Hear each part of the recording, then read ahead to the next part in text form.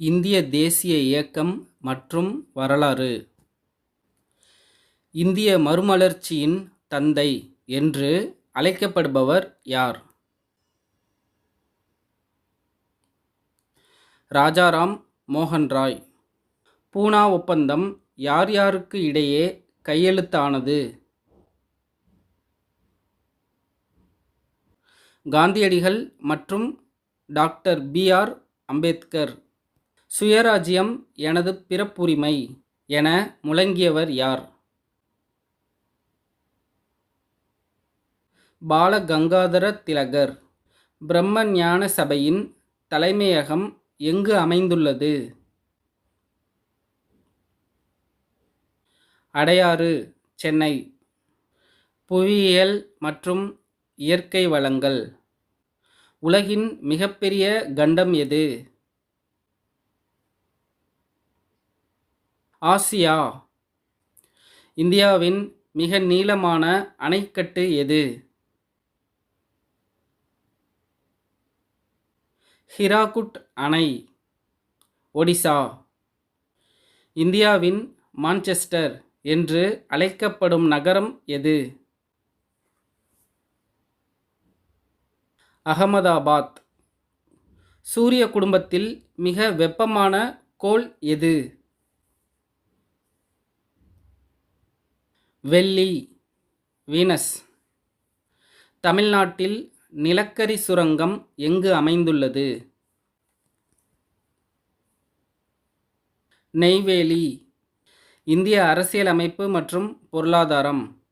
இந்திய அரசியலமைப்பு சட்ட வரைவு குழுவின் தலைவர் யார்? Doctor B R. அம்பேத்கர். ஒரு மாநிலத்தின் ஆளுநரை நியமிப்பவர் யார்? குடியரசுத் தலைவர்.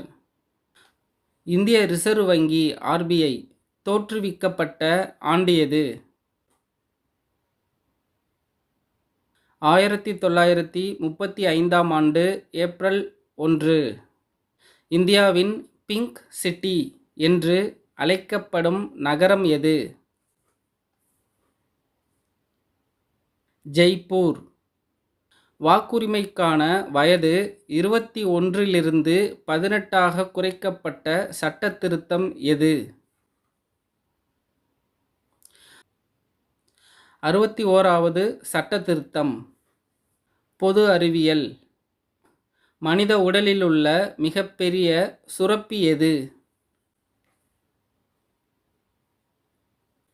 கல்லீரல், லிவர்.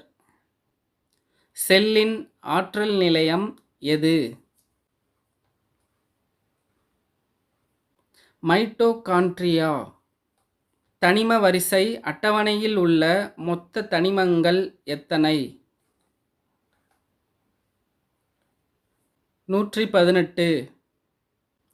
திரவ நிலையில் உள்ள உலோகம் எது?